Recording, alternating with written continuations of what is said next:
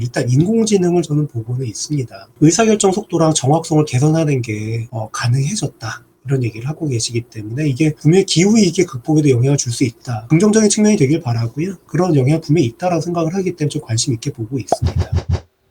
기후위기를 극복하기 위한 기술, 어떤 것들이 좀 중요한지, 또는 혹시 좀 보시면서 좀 주목한 그런 기술들이 좀 있으신지 말씀해 주시면 더 감사하겠습니다.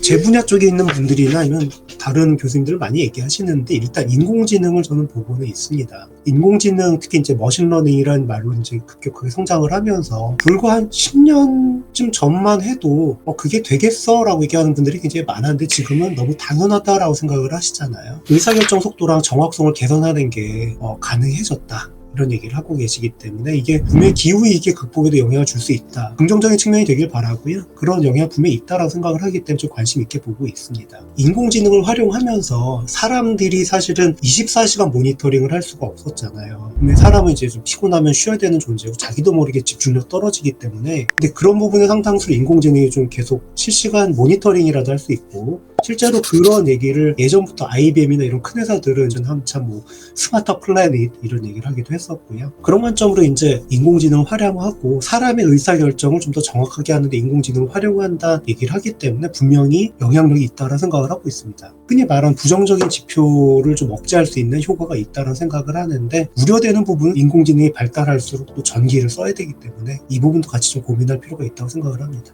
흔히 말하는 화석연료, 전통적인 화석연료랑 그 다음에 원자력을 통해서 나오는 전력이 우리나라 70% 정도잖아요. 이거 외에 이제 신재생 에너지에 관심이 좀 있고요. 그 중에서도 저는 태양광 이런 것도 관심이 있지만은 수소 에너지에 좀 관심이 좀 많아요. 수소 에너지에 관심을 가지는 이유가 좀 있으실까요? 제가 이제 학교 오기 전에 아까 말씀드린 포스코 연구원에 있었잖아요. 에너지 사업 이런 것도 같이 제가 좀 연구도 했었다고 말씀드렸잖아요. 그 당시에. 그때 이제 좀 관심을 두게 됐습니다. 수소라는 것 자체가 여러 가지 에너지원을 통해 가지고 나온 부산물 중에 하나가 또 수소고 그렇기 때문에 전기 에너지 생산에서 동떨어져 있는 건 아닌데 제가 이거를 좀 관심을 가지고 있고 기존 에너지랑 좀 다르게 보는 이유는 다른 나라도 그렇지만 우리나라는 항원전 그렇게 쉽지 않고 화석연료 탈피하는 그렇게 쉽지 않습니다. 이 두 개 합치면 아까 제가 10%라 했지만은 기타 등등 다 따지면 거의 80% 육박하는 걸로 제가 알고 있어요. 예를 들면은 우리나라에서 이제 원자력 발전이 2022년 발전 기준으로 한 30% 정도 발전량을 담당을 하고 있고 LNG가 27.5%에서 30% 좀 안 되고 석탄은 또 32.5 이렇게 따지면 거의 90% 가깝죠. 편중도 결국 낮추는 게 필요하잖아요. 오늘 얘기의 이제 주제가 기후변화인데 기후변화 영향을 제일 먼저 주는 게 화석연료지 않습니까? 자동차도 이제 점점 전기 자동차로 바뀌고 있는데 근데 문제는 그 전기 에너지가 어디서 나오느냐는 거죠. 전기 에너지를 많이 쓸수록 의존도가 높아질 수밖에 없는데 이 구조를 탈피하기 위해서 굉장히 많은 신재생 에너지를 고려를 하고 있지 않습니까? 그런 측면에서 일단 수소 에너지를 보는 거예요. 태양광, 태양열, 조력 이런 것도 다 보지만 아직까지는 발전 효율이 그만큼 올라오질 않거든요. 그러다 보니까 발전 단가가 떨어지고 있고 수소는 굉장히 많이 이제 생산이 될 수 있고 이제 부산물로도 나오고 연료 전조에서도 얘기할 수 있고 그럼 이제 재활용 내지는 재생 그리고 자연에서 올 수 있는 좀 빠르게 효율을 높일 수 있는 에너지원으로 볼 수 있는 게 수소가 아닌가 부산물로도 볼 수 있기 때문에 2차 에너지원으로 쓸 수 있는 거기 때문에 수소에 좀 관심을 두고 있고요. 다만 아까 말씀드린 것처럼 이게 수소 에너지 자체가 무조건 친환경적이다라고 말할 수 있을 만큼은 아직은 아니라는 시각들이 굉장히 많이 있기 때문에 이 부분도 이제 갈 길이 좀 멀다라고 봐야 될 것 같고요. 그런 측면에서 더 계속 보고 있습니다. IT를 이용해서는 이런 탄소 저감을 위한 노력이 어떤 식으로 이루어질 수 있는지 또는 이런 것들이 필요하다고 생각하시는지 말씀해 주시면 감사하겠습니다.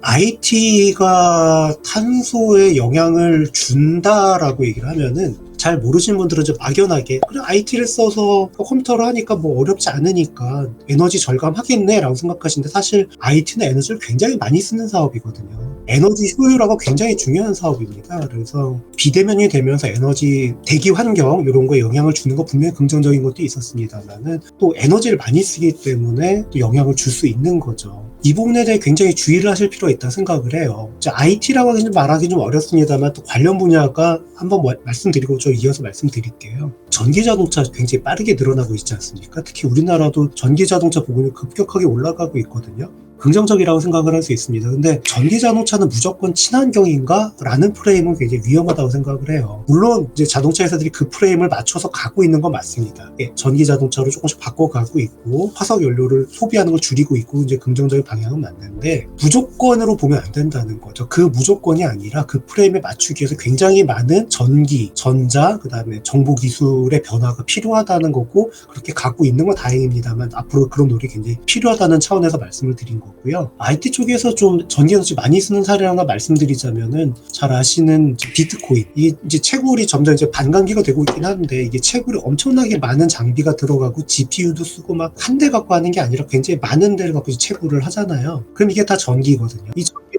엄청나게 올라가요. 그래서 아이러니하게 비트코인이 한참 가격이 엄청나게 올라갔을 때 되게 많은 지역에서 전기 소비가 확 늘었었어요. 근데 그 다 어디냐면은 IT 센터죠. 거기서 이제 채굴하는 센터 전기로 엄청 올라간 거예요. 그거 논란이 되니까 이제 다른 알트코인들은 채굴에 전기가 덜 들어갈 수 있는 방식을 찾거나 이런 걸 굉장히 하게 됩니다. 긍정적으로 볼 수 그런 변화라고 보는 거죠. 그만큼 이제 IT도 똑같은 효율을 가져도 전기를 줄이는 방법이 뭐냐 이게 굉장히 중요한 이슈가 됐고요.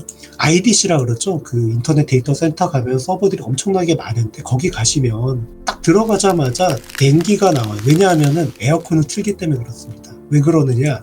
서버 발열이 엄청나게 나오거든요. 근데 서버가 발열이 심해지고 더워지면 서버가 고장이 나요. 이런 부분들을 줄이기 위한 노력도 굉장히 많이 필요하고 정말 많이 얘기하고 그 친환경 IDC가 굉장히 중요한 이슈입니다.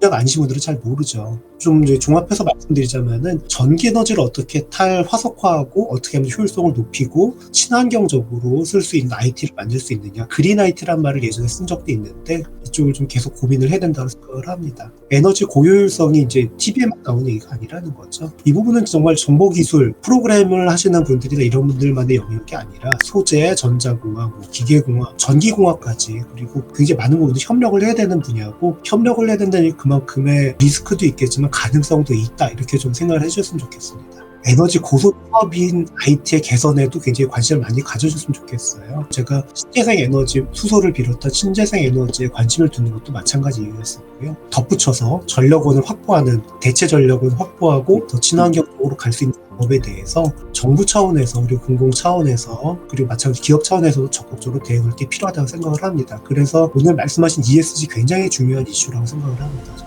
오늘 이종태 교수님과 우리가 1시간 정도 이 기후위기가 우리를 어떻게 변하게 했는지에 대한 다양한 실생활 주제들 그리고 심지어는 좀 넘어서 정책적인 이슈들까지도 좀 이야기해 보았습니다. 물가부터 배달 서비스, 도시 문제, IT 기기, 전기 사용의 활용 문제, 재활용 문제 등등 많은 영역을 좀 커버하면서 우리가 하는 모든 행위가 현재 이상 고온 기온 상승과 관련된 기후와 연관되지 않는 게 없다라는 부분들을 말씀을 나누어 보았습니다. 이 교수님 혹시 뭐 마지막으로 한 말씀? 너무 즐거운 주제였고요. 사실 저도 아직 잘 모르고 좀 공부해야 되는 분야가 많아서 좀 고민을 많이 했는데요. 이렇게 좀 좋은 자리 불러주셔서 너무 감사하고요. 다음에 또 이런 기회 있으면 또 불러주시면 언제라도 제가 참여하겠습니다. 앞으로도 그 탐 프로페서는 다양한 담론을 각 분야 전문가들과 기탄 없는 소통을 통해서 왜 우리가 탄소 중립을 실천해야 하는지 더 쉽게 다가갈 수 있도록 경주하겠습니다. 여러분들 많은 시청해 주셔서 감사하고요. 오늘은 여기까지 마치도록 하겠습니다. 대단히 감사합니다.